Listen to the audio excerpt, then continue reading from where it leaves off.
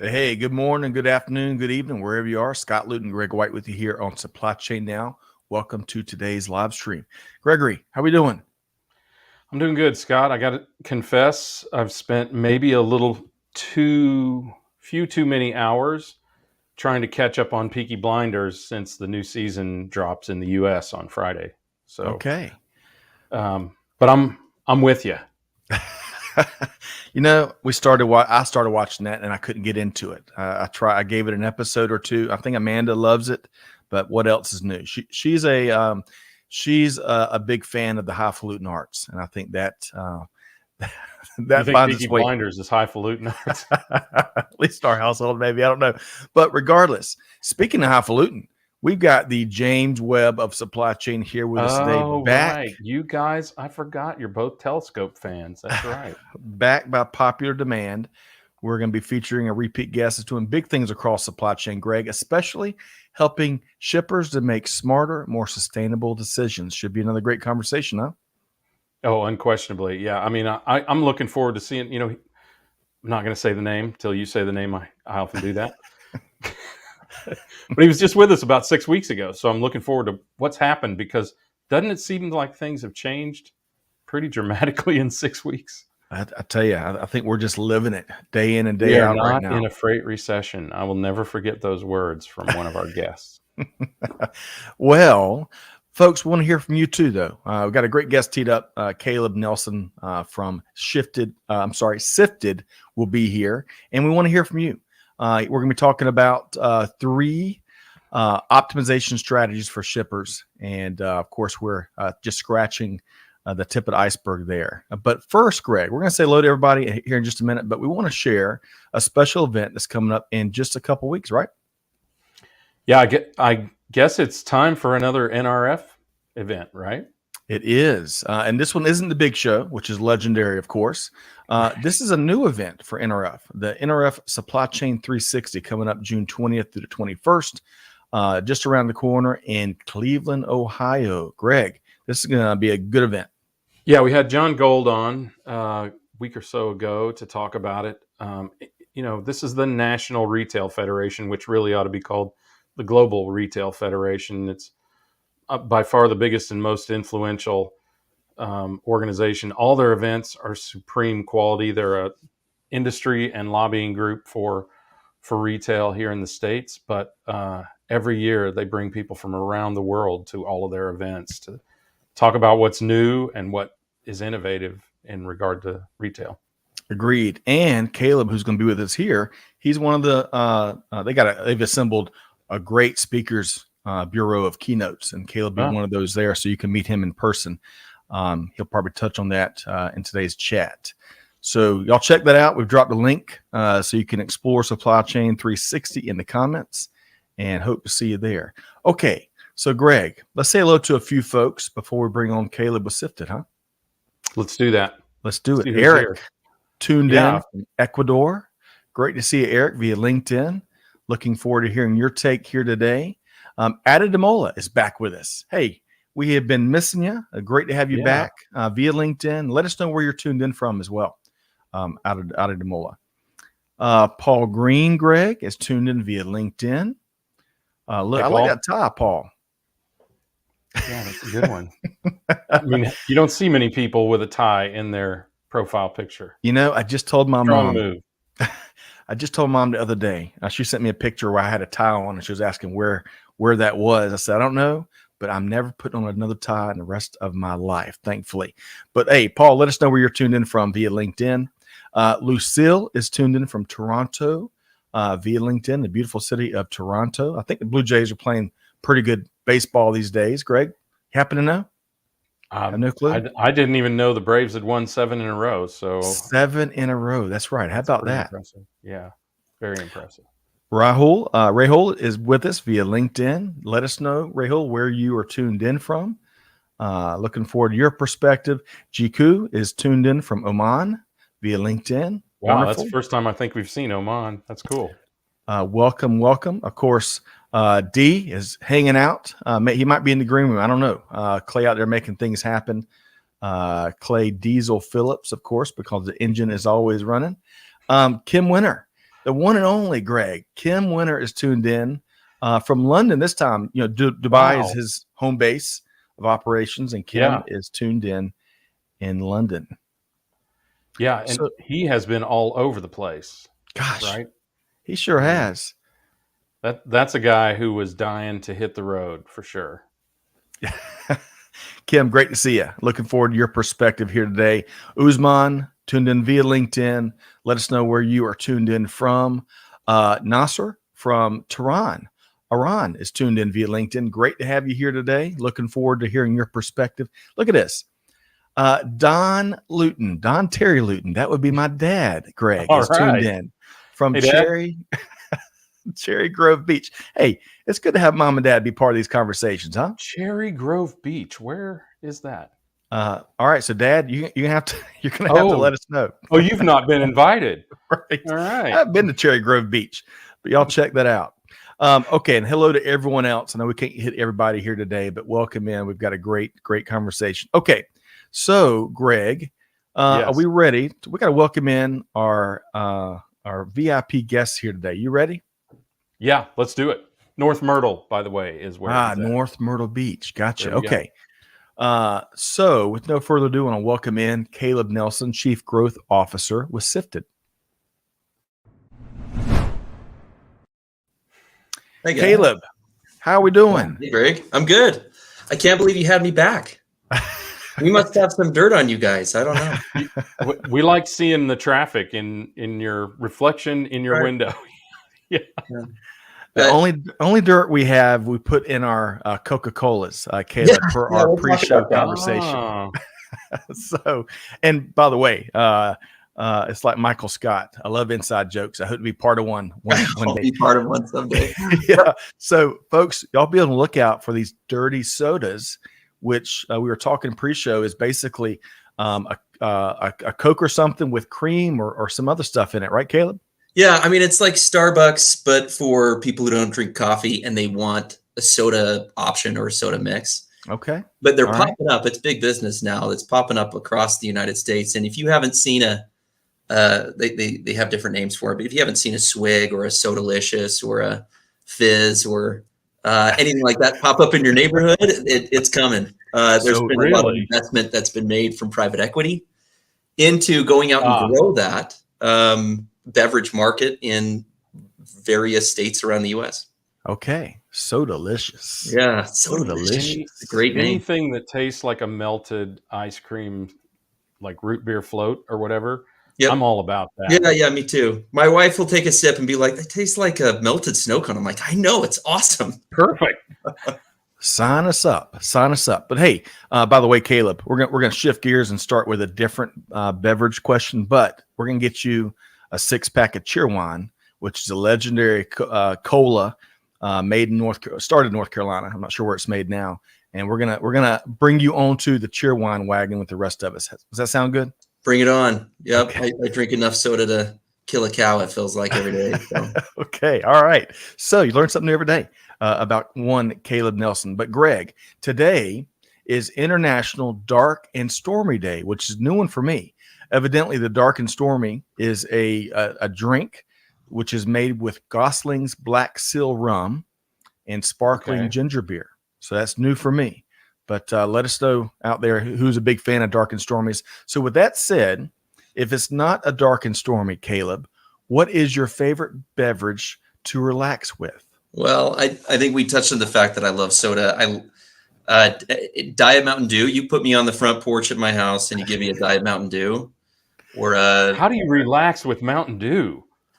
Right, part of like the original energy drink. I know you're. I'm letting you in a little bit too much in my life and my. No, but my if you drink enough soda, the caffeine doesn't bother you as much, and so it. There you go. Okay. Have you ever said, Caleb? Have you ever said I'm all jacked up on Mountain Dew? Have you ever said it? Maybe when I was 12. Okay. I had my first Mountain Dew. That's a legendary line from a movie that I can't think of the name right now. Talladega Nights. Talladega Nights. That's right. Okay. Hey, really quick, I'm going to get Greg's beverage of choice. But first, Ademola is tuned in from Hull, and she says, "Hello, Greg. Dad says just past Myrtle Beach, as you alluded to, that Cherry Grove Beach. Hey, we've got Charles Walker with us. Charles is a dynamo. Whoa. He says, hello, Scott, Greg, and Caleb. Hoo-ah, Yeah. Army strong. So, Charles, it's been Good to too see you. long. Hope this finds you well. Okay, so Greg, lay it on us, because I don't think it's a dark and stormy in your neck of the woods. What is your favorite beverage to relax with? So interestingly, I was just reading about drinks called a buck. So that is a buck drink. So there used to be a drink, which I like, ginger ale and lemon, called a horse's neck. And in, I don't know, 1863 or something, some guy ordered a shot of whiskey to be put into it. And because it was called a horse's neck, it made the horse buck. So those are called bucks. So a Moscow Mule is a buck. Anything with ginger beer and or fruit drink in it and whiskey in it is called a buck. Now they're mostly called mules. But all of that said, I'm going to go down the non-alcoholic route as well. I am a sucker for an Arnold Palmer made with sweet tea. Yeah. You know, it's funny. You go to lunch with people and you order an Arnold Palmer, and everybody assumes because it has a name that it's an alcoholic beverage, and they're like, "You drink at lunch?" And I'm like, "I'll have 2 or 3 of these things." And that's awesome. Yes, I'm not sure who this is. Amanda, let us know. Sometimes if you got a LinkedIn setting, we can't see your name. Soda optimization strategies first. Yes, we're covering our bases here today. I mean, it is supply chain. You've got to be a little jacked up. That's right. And that is that's Miles. Hey, Miles, great to see you. It's been too long. Great to see you. And thank you, Lucille. She appreciates the history that Greg is laying out there. Good stuff. All right. So we're being prompted by Miles to get into our center plate discussion here today. And again, we're going to be talking about 3 optimization strategies for shippers here in just a minute. But before we do, as Greg calculated it, and it's been 6 weeks since your last appearance, but who's been counting? Caleb, what's been new with you and the Sifted team, or are you and the fam, or you name it? What's new? Well, from a personal side, I love restoring cars, and I started a new car project that I'm working on, and I'm focused on that. Some nights that I can skip away and go to the shop, but it's a '66 C10 Chevy truck, so an old farm truck. Nice. And, right. Short bed or long bed? This one's a long bed, and okay. I like the short beds, but the long bed, if it's done right, it looks amazing, and I'm really excited to kind of dive into that. I do that as a hobby, and so when I pick up a new project, I get stoked on it and try to finish a new car every year and then sell it. Okay. Wow, man. So you're in Utah, so I'm stunned that you don't have the beard and the the stocking cap and everything. But at least you're going to drop this truck, right? I assume you're going to drop it if you're building it in Utah. You know, I love lowered trucks or drop trucks. You put them on airbags and they look really cool. But this one, I'm going to go straight classic. So nice. When it's done. Well, maybe cool. ZZ Top can make an appearance and help you move that sucker once you've got it remodeled. All right, so that's what Greg. That's what was coming to my mind as you were describing imagery there. But Caleb, what's new from a Sifted standpoint? Because the beat goes on. Oh man, what isn't some big things? What isn't new and what hasn't changed? And it feels like the wind has been sucked out of the sails as of late in transportation and supply chain. There's a lot of significant changes that are happening right now, specific on the freight side. We more kind of specialize on the final mile parcel delivery side, and those have been more sheltered for sure. But man, there are some significant changes that are happening right now that I think both carriers and shippers are a little on unstable ground right now, and they're trying to figure things out as the year progresses. Yep. Well said. Well said. And we're going to dive right into that. We got a question from Ashish here, though. So Ashish, welcome to the conversation via LinkedIn. Greg right now is in Hilton Head, where he is doing supply chain research on what's that index number we're calling? Yeah, right. It's the supply chain now, waterborne backup global freight and container backlog index. I like that one. We're trying to find something short and catchy. That's right. Call it. But actually, there is actually a container ship waiting offshore, and yesterday there were 19. Wow. Okay, man, that's a big number for Well, they had. there. I think we learned a week or so ago on another one of the shows where we mentioned the index that there's a lift down at in the port of Savannah, so Right. they're like a half or a third capacity. Yep. So, of course, because everything was going so well, something had to break, right? That's the nature. That's what Caleb was talking to a second ago, right? Exactly. And as she's just to kind of round things out, Caleb is in northern Utah, and I'm in the Metro Atlanta area on the east side. So great question and great to have you here today. Look forward to your perspective. Okay, so Caleb, Miles is wanting us to get into the heavy lifting here today, and we want to pick your brain on three. It's been for shippers. It's been an ongoing obstacle course, kind of what Greg was just alluding to, and you were alluding to earlier. Mm-hmm. The hits just keep on coming. But we want to tap into your knowledge and expertise and some of the things you are doing at Sifted, and want to tap into three optimization strategies for shippers to help them out here today. So if you're game, let's dive into the first one. What's the first one on your mind? Yeah, I think there's been a lot of conversations that we've seen and had with shippers that are saying, look, we're seeing a lot of changes happen within our relationships with our partner carriers. We're seeing a lot of volume discrepancies, volume going up and going down. But one thing that is super constant is what their customers expect when they order product from their website. That is a constant. That is not changing. And that demand and pressure has been, I would say, greater than it is. And then you lay that on top of some of the ups and downs that the carriers are facing right now. And to deliver a solid customer experience from when they order product on your website to when it gets to their door is, I would say, more challenging as time has gone on. But that is an absolute constant that shippers are completely, I would say, engulfed in trying to be able to do. So I think strategy number one that we're really focused on is to help improve where shippers are shipping from so they can be able to optimize and shorten that distance from point A to point B. I think that's extremely helpful. Gone are the days, I think, where FedEx and UPS handle 100% of a client or a shipper's business.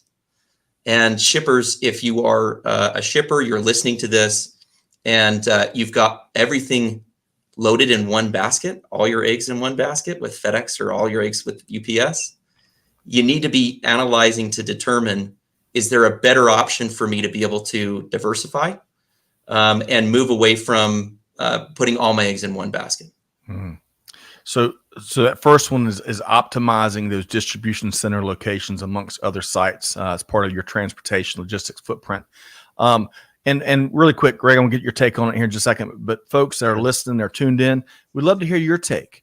Give us your take on what Caleb is sharing through these three strategies, or let us know what you're seeing out there.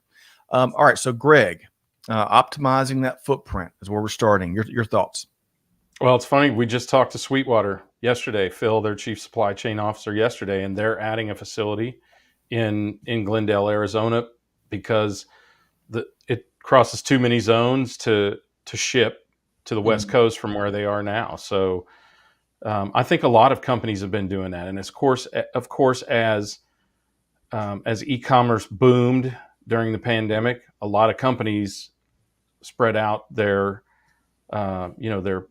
distribution and fulfillment network. And there are a lot of ways to do it. I mean, you can build your own. There are all kinds of services out there where you can get fractional space in distribution centers, 3PLs, et cetera, et cetera. There's all kinds of ways to do it. But look, I mean, let's face it. Amazon made it standard 2-day delivery. So you've got to be very close to that, if not right on it. Right. And because now we, the consumer, having realized that it's possible, as Caleb, you were saying, now we demand it. Yeah. Yeah, it's one of those things that you can't put the genie back in the bottle in some way. Right. It's once it's out and people experience it. It's kind of like when you travel first class. Yeah. It's very rare that I travel first class, but when you do, it's like, I don't want to go back to coach. Are you serious? Right. How are But you going to keep them down on the farm now that they've seen Perry, right? yeah, but it's one of those things that I think shippers need to be looking at their, Greg, you nailed it. They need to be looking at their top zones.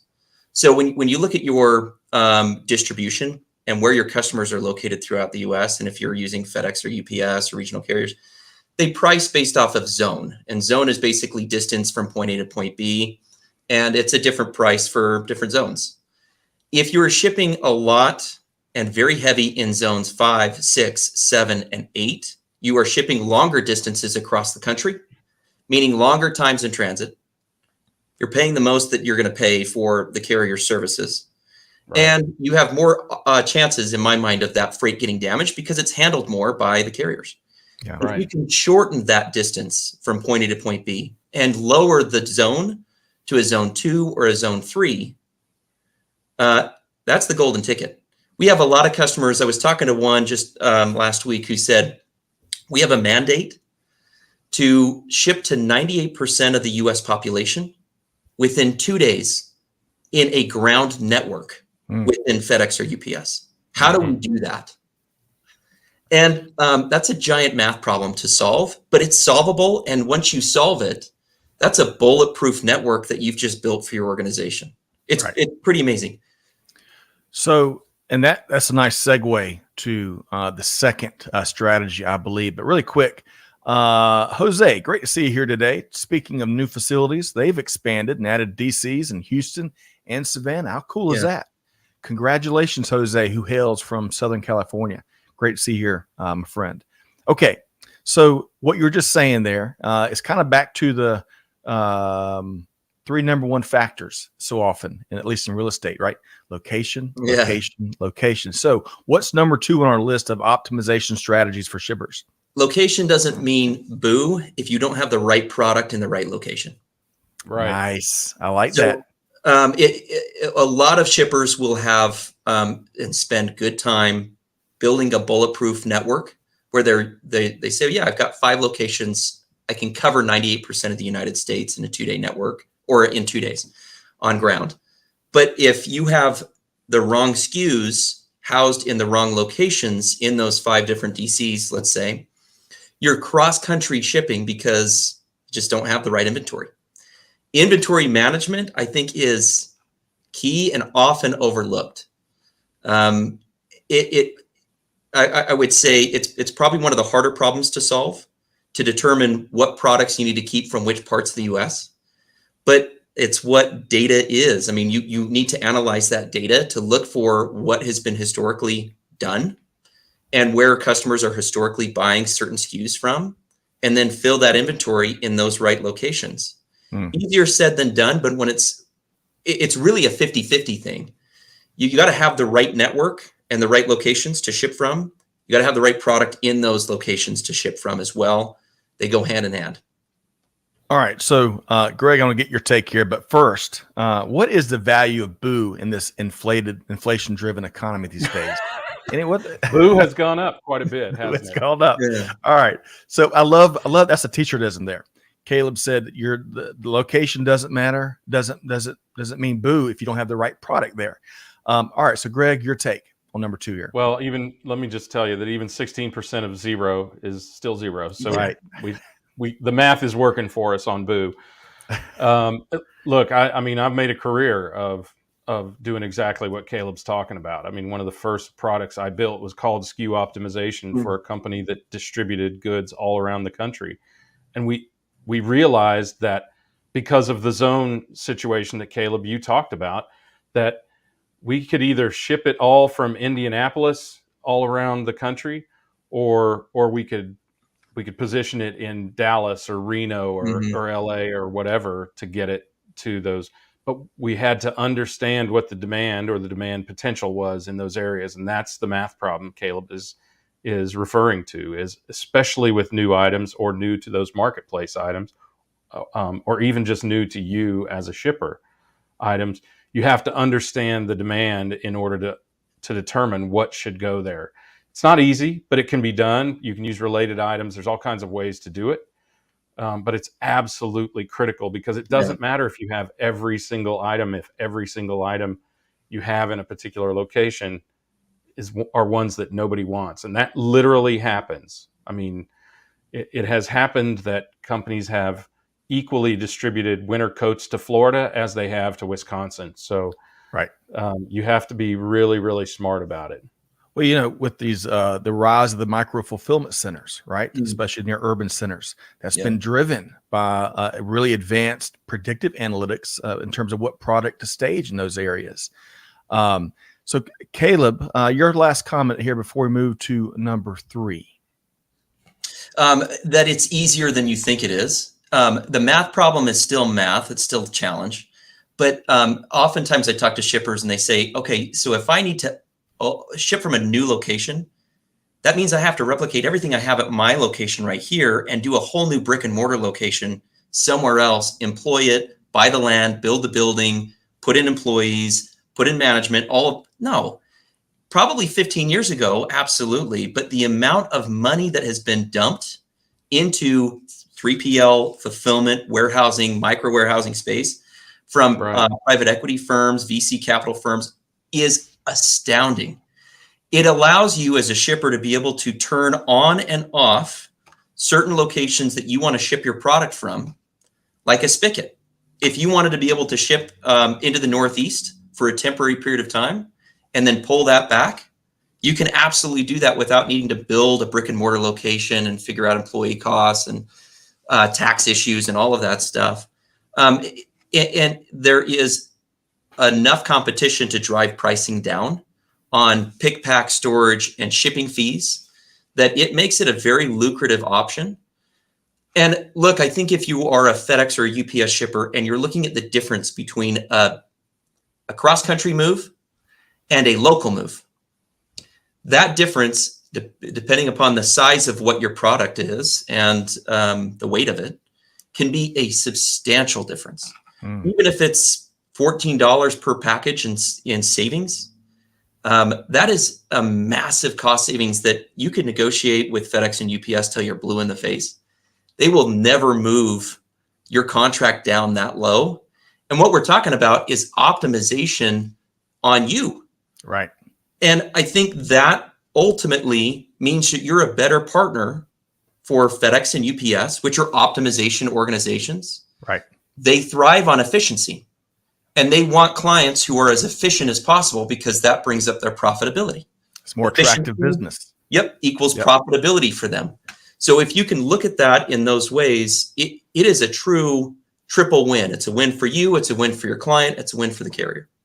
Excellent point there. Before we move into number 3 here, being a smart shipper, being a good partner, you're going to have a lot more options. And one of the things you said here throughout, Caleb, is, if you put all your eggs in a single basket, you're taking on more risk than perhaps you should. So back to the kind of the right product, right location. Jose says a heat map helps a lot. Yep. And Caleb, you seem to agree with Jose there. Yeah, Jose nailed it. Yeah, the visualization on the distribution side really helps out. And to be able to organize it by zone in a visual setting on like a geospatial map, that's money right there. Money. The production team's calling out one of your t-shirt isms. Location doesn't mean boo. If you don't have the right product in the right location, I love that. Ashish, I'm not sure which he was. Basically, he was saying we're in the same boat, but he says the same container. I love that little twist on that. So thank you. And Ashish also has a question for you, Caleb. You were referencing the different zones earlier. He's asking, what do you mean by zone 5, 6, and 7?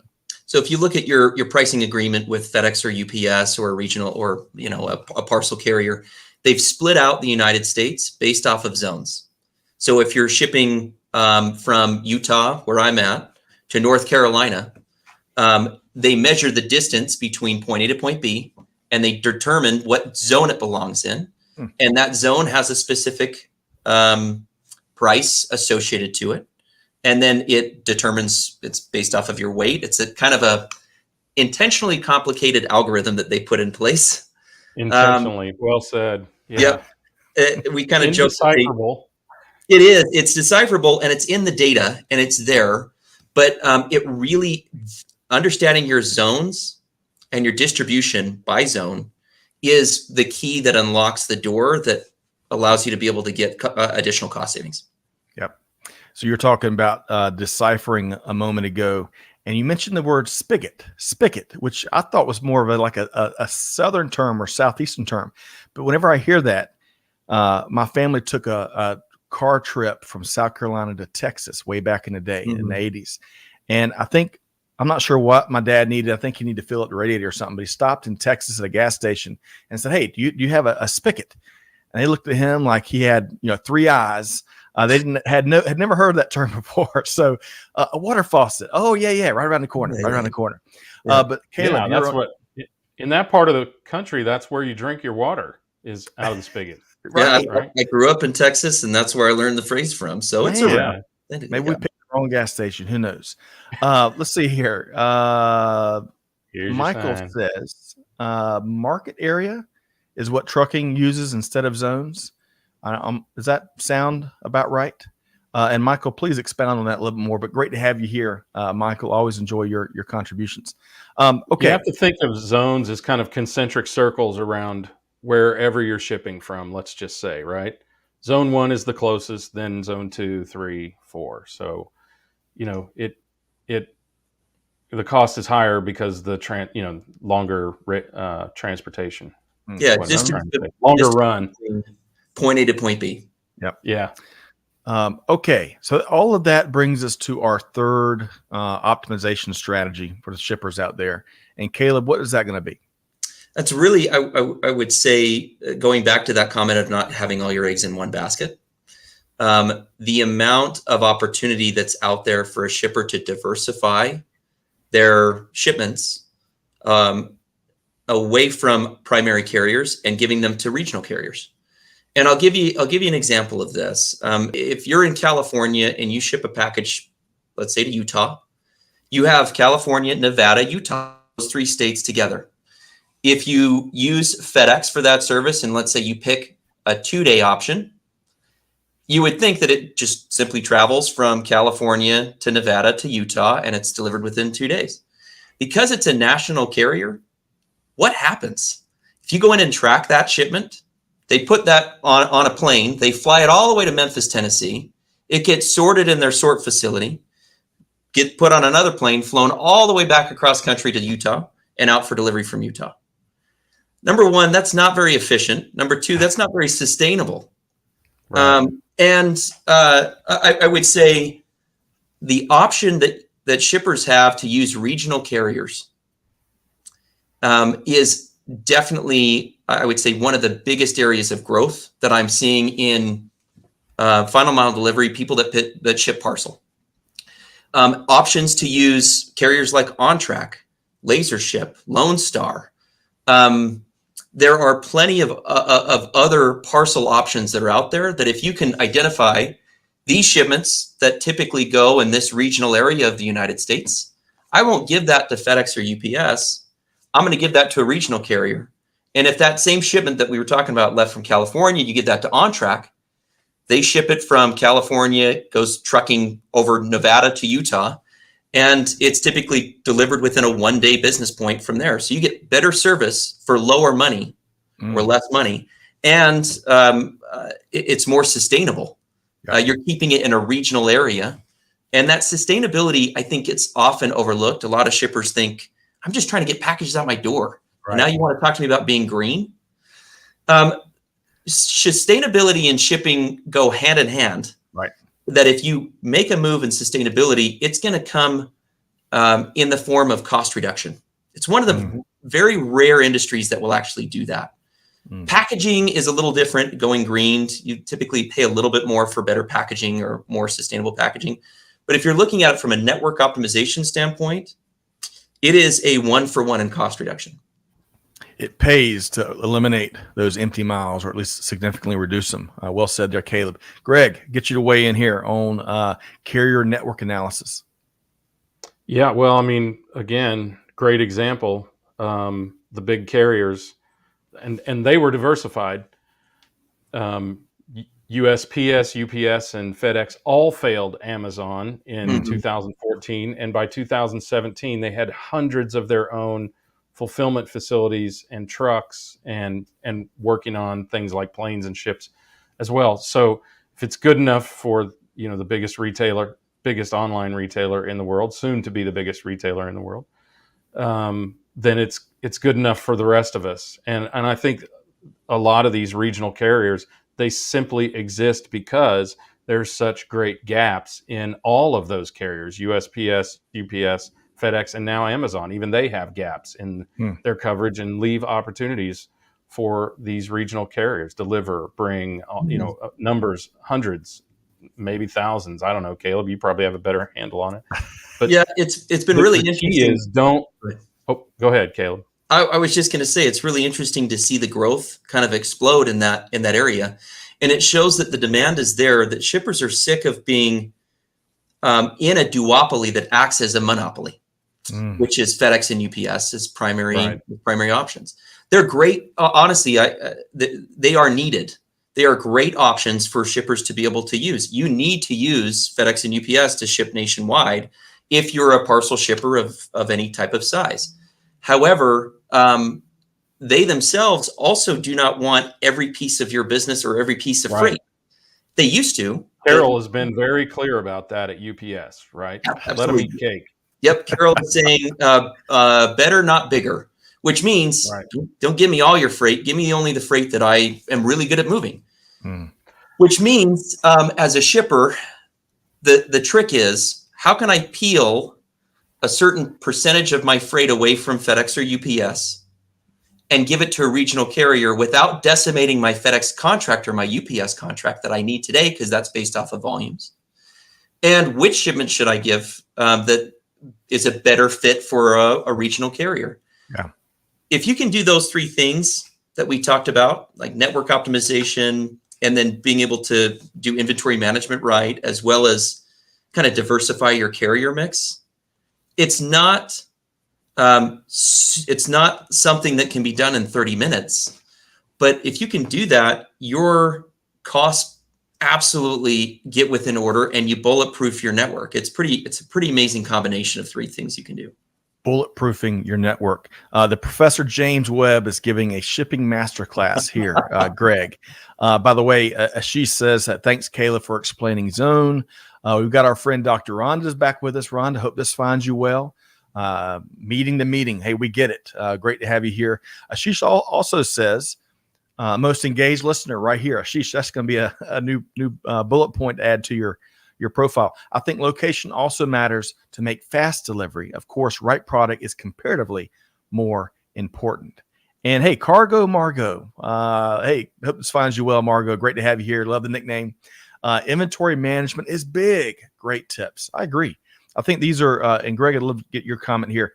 I noticed that in our Caleb's first appearance with us, practical, been there, done that perspective, and not theoretical. This is going to the brass tacks of how you can become a much more smarter, but also more sustainable shipper. Greg, your thoughts? I love first of all, to go back to the sustainability, I love the fact that it aligns. I mean, fewer zones, shorter trips, less fuel, less smoke, less carbon. I mean, you're almost an accidental environmentalist just by positioning your product smartly, right? Yeah. Smartly? Wisely? It works. Prudently?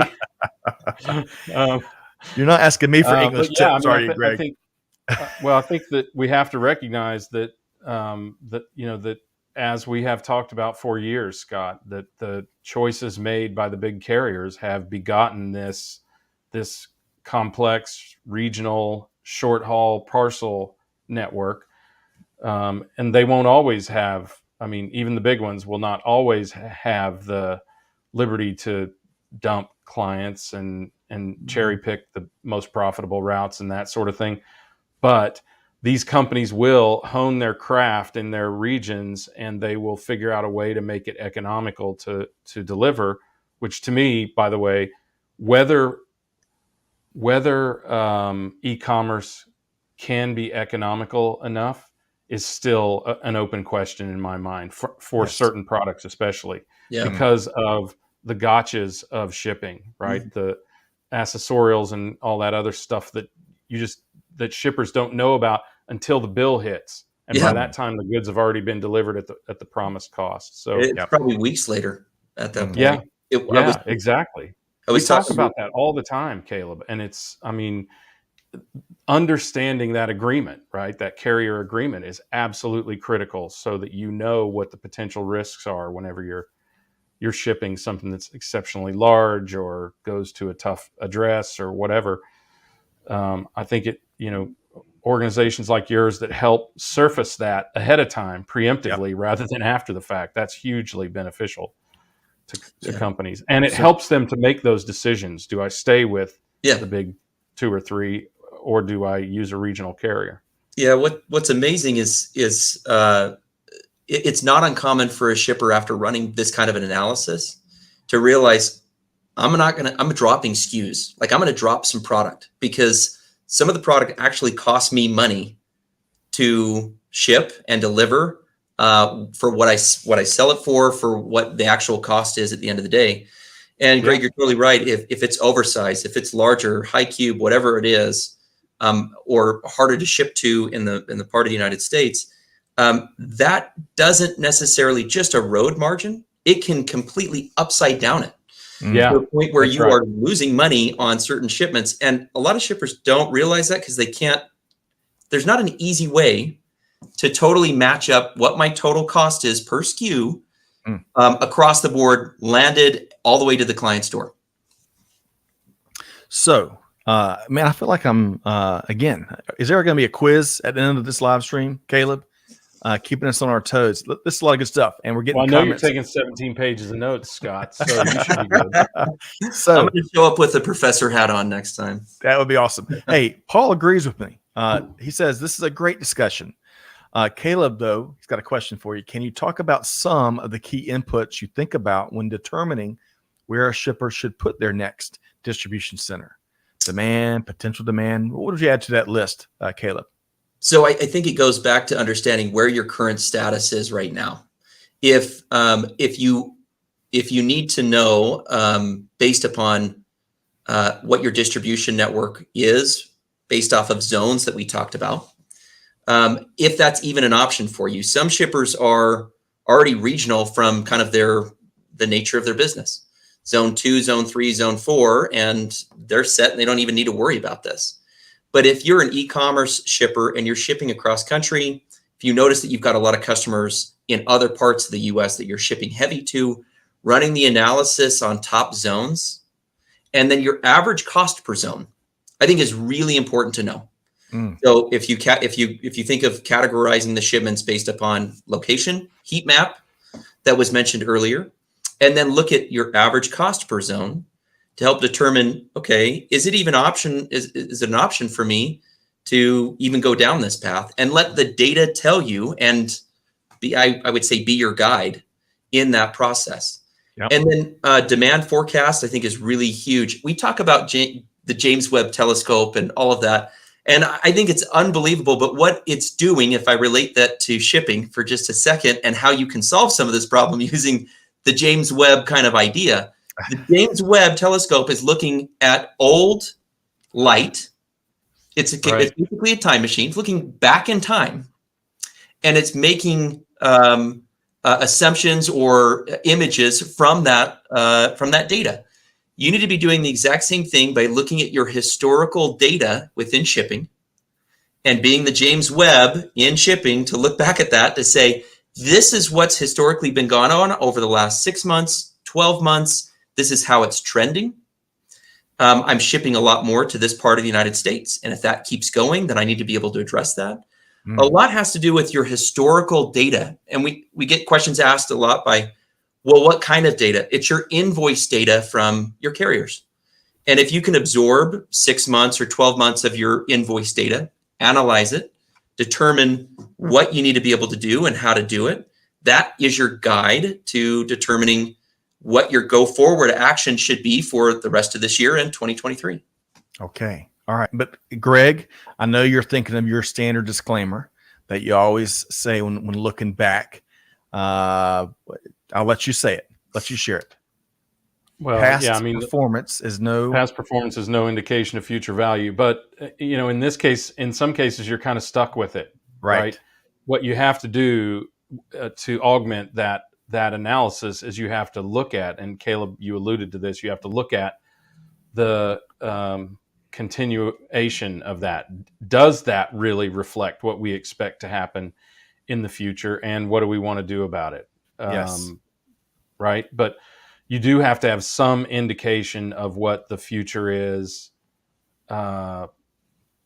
because especially right now, I mean, Right. especially, and I don't know if anyone's read the commentary I put out on Target yesterday, Mm-hmm. you can really get trapped in the past, Mm. right? What the Webb telescope is doing is capturing history. It's not projecting the future based on that history, but it could, Right. because it is much that type of history, that type of light refraction, whatever, Yeah. is much more indicative of what's coming in the future, because there are no fickle humans between the Webb telescope and those stars, right? Well, yeah, I want to jump in here. This is the thing we have to plan for, is how do we use what we know about the past, and how do we convert that into knowledge of not our products, but our consumers for the future. And that's where a lot of times in supply chain we get caught. We get caught because we do things like forecast items when really items don't do anything. Toilet paper did not jump into people's shopping carts during the great toilet paper shortage of 2020, right? People pulled it screaming and yelling down off of the shelves and overstuffed it into carts.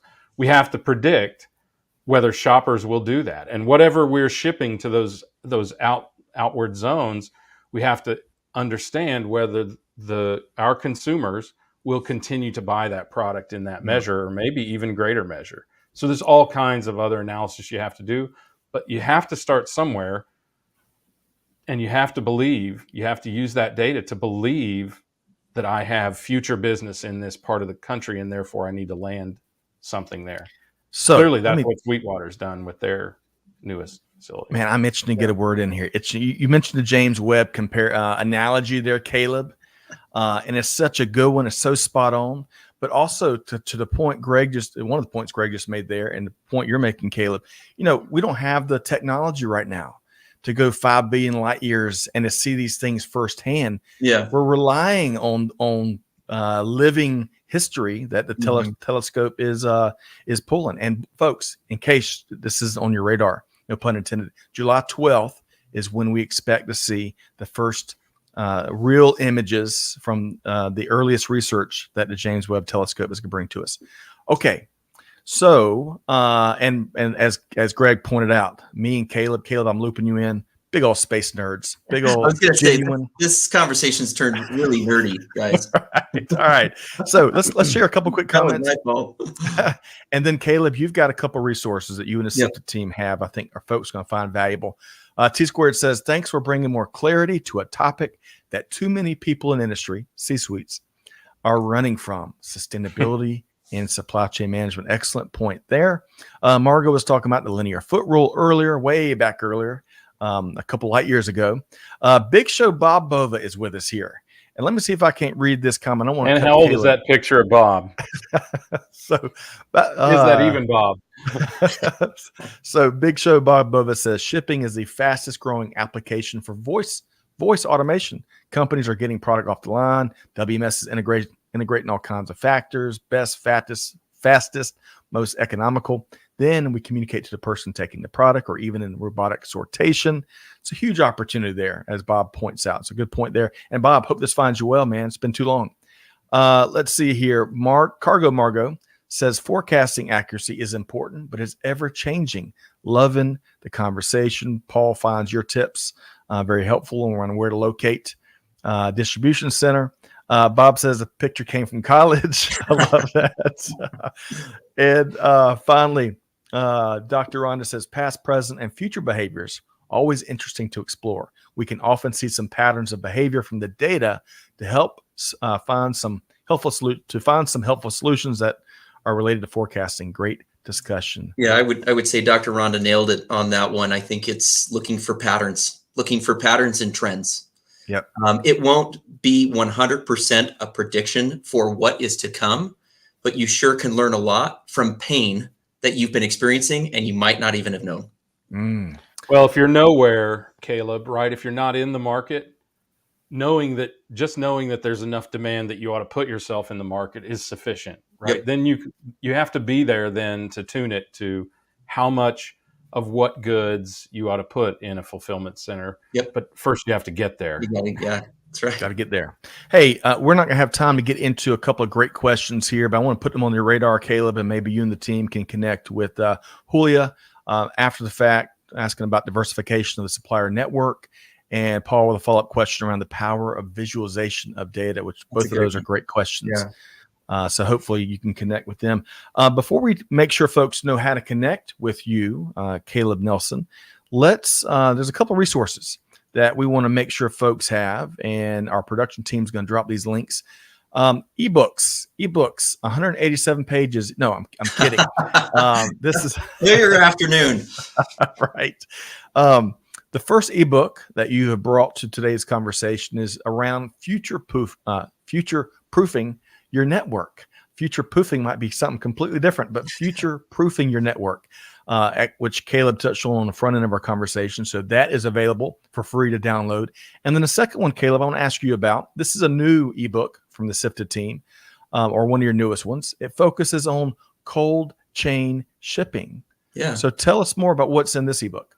I think it's top of mind for a lot of shippers come some of the hottest months of the year. You've got more product that sits in open air warehouses that are not climate controlled typically. And if you're shipping any SKUs or products that really start to damage after 120 degrees, shipping it within a proper enclosed package or temperature controlled package, I think is really important for the integrity of the product. I don't necessarily mean just food related items. There are plenty of other SKUs or products out there that should not or cannot exceed a specific temperature. So we provide some really interesting resources in that ebook that allow for shippers to be able to understand how they can better protect their shipments during summer months. That's right. Get smarter, get more sustainable, be a good shipper, be a good customer, all those things you've touched on here today. All right. So Greg, before we make sure folks know how to connect with Caleb, I want to get your take while Caleb is still with us. What do you think, for all the things we've talked about here today? And Big Show Bob Bova makes a great point. Digitization is necessary all the way to the customer. All the shipping data needs to be looked at, processed, and analyzed to look for those patterns. I completely agree. It's a huge opportunity for so many people. But Greg, out of all that Caleb has shared, including those two great ebooks, the cold chain industry is a fascinating one for sure these last few years. What's one key thing, Greg, that folks got to take away from this conversation with Caleb Nelson? I think the important thing to recognize is that there are solutions out there for mid-sized shippers, right? For anyone from an Amazon seller, all the way to, whatever, the Honest Company, companies like that. And it doesn't require Amazon, and it doesn't require, data scientists necessarily. There's technology out there that can do that. And, what Sifted has a lot of that ability to kind of pull all that together for you, give you that starting point, give you those decision points, give you some guidance into what your next stage is. So many companies, I have wondered why with people still working and making money, are there so many jobs unfulfilled? And it's because so many people have started businesses, and so many of those businesses are product businesses. Mm-hmm. The number of sellers on Etsy and Amazon have just simply exploded. And all of those people need a way to get those goods there. And they probably, much like their predecessors, other brands, they have no idea how to do it. So tips like this, the ability to understand the dynamics of the marketplace and how you can play in it, that's what's so critical here is you can do it. There are resources out there. Take advantage of these ones, especially that we're talking about. Yep. And look, think about it this way. Even Amazon started without a network, right? Without a big supply chain. Well, and it's pretty easy to get into the sandbox with the Sifted team, I imagine, Caleb. And one of the ways we want to make sure folks want to connect with you. I think one of the things, of course, you're going to be speaking at Supply Chain 360, powered by our friends over at NRF. Looking forward to that, Caleb.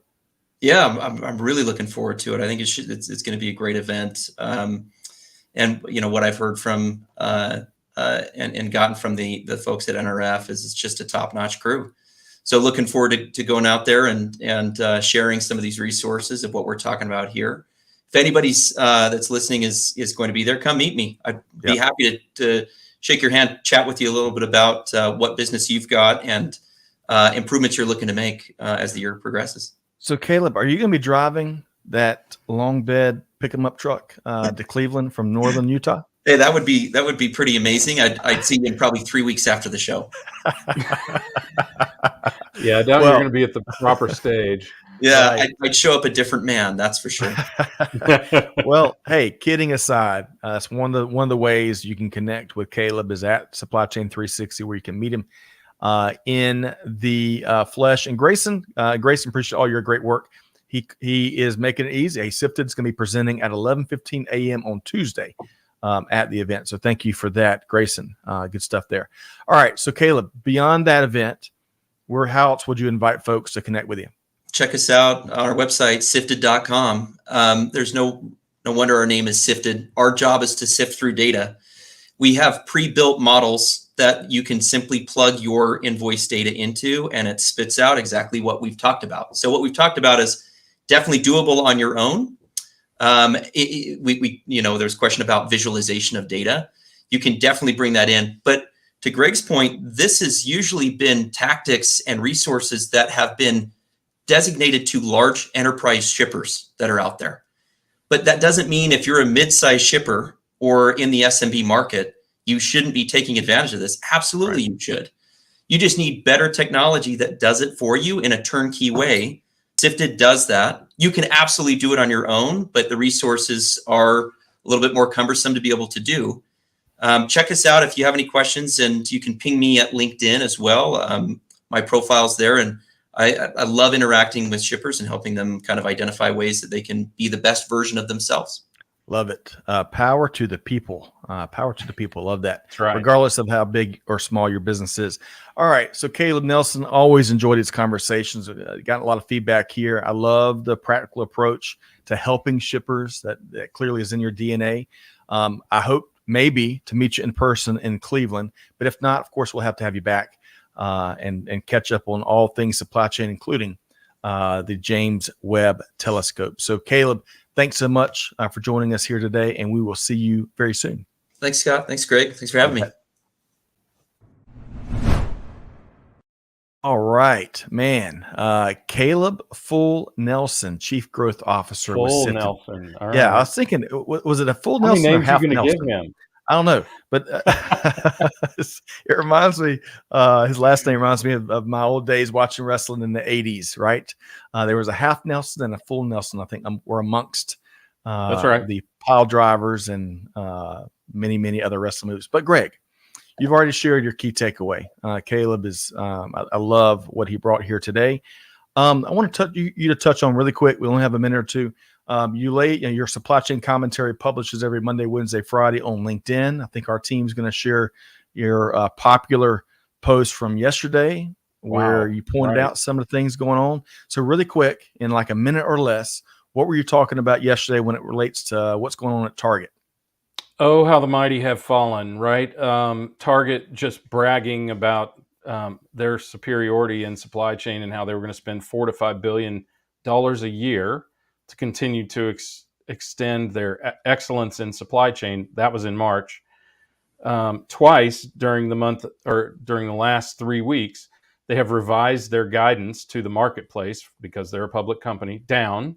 They revised it once, and then 3 weeks later had to revise it again, finally revealing that they have an incredibly misaligned inventory versus demand. where since people are starting to shift to buying more formal or whatever casual clothes instead of just sweats and yoga pants, they have a glut of yoga pants. They have a lot of patio furniture. Since people are traveling, people aren't buying, and home goods and things like that, where they have just completely missed demand. So the point is that was a monumental failure of management at Target's, at Target, but and pointed out by a contributor to the article who's an investor in Target, who clearly has some strong concerns. But it's also a broader based problem in retail, right? Target is the biggest and best example, but Walmart has incredibly misaligned inventories. Kohl's, there was an article last week that talked about a huge number of companies. Target is not even the worst offender. They're just the biggest name. And admittedly, their problem is more than just inventory. There's obviously some management issues there. But yeah, that's what I do Monday, Wednesday, Friday, is take these articles. And let me tell you, people cared about this because in less than 12 hours, about 4,000 people read the article. So, man, and tons and tons of comments. I can't even keep count, 70 comments or so, something like that. So people have an opinion, and it's amazing that with the insights we're getting in the comments, that big companies with access to people who are probably smarter than all of us watching this and participating in this right now could make such a huge mistake. So check frustrating, but preventable, and frankly, constantly reoccurring in retail. So it's something that we need to change. And I talk also about how we can change that. We got to embrace it. We got to be aware of it first, the critical first step. But y'all check out Greg White's supply chain commentary on LinkedIn every Monday, Wednesday, and Friday. And the link to the one he's talking about here today is in the comments. Charles, I'm with you. These gas prices are giving me the full Nelson. Hey, no kidding, man. Goodness gracious. But hey, I'm all choked up by these gas prices. Hopefully y'all enjoyed the one and only Caleb Nelson as much as we did today. I think there's so much practical perspective and tips and tools that we covered over the last hour. Make sure to, if you're there at Supply Chain 360, meet him in person. Check out Sifted, check out these ebooks. And Greg, always a pleasure doing these conversations with you. Likewise. But we always, whoever's with us, it's all about taking action, right? All about taking action. So, folks, hopefully you enjoyed this conversation as much as we have. Scott Luton, Greg White, and the whole team here challenging you to do good, to give forward, and to be the change that's needed. And on that note, we'll see you next time right back here on Supply Chain Now. Thanks, everybody.